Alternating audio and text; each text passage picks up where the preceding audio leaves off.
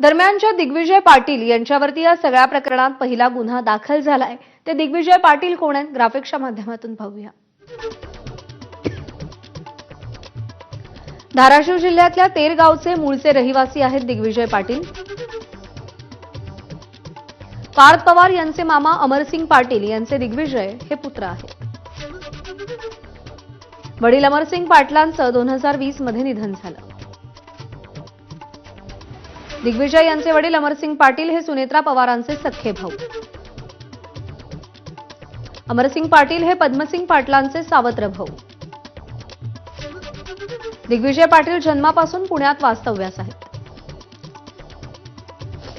तेरमधील वडिलोपार्जित जमीन कसण्यासाठी कौटुंबिक कार्यक्रम, मतदानासाठी ते तेरला जातात।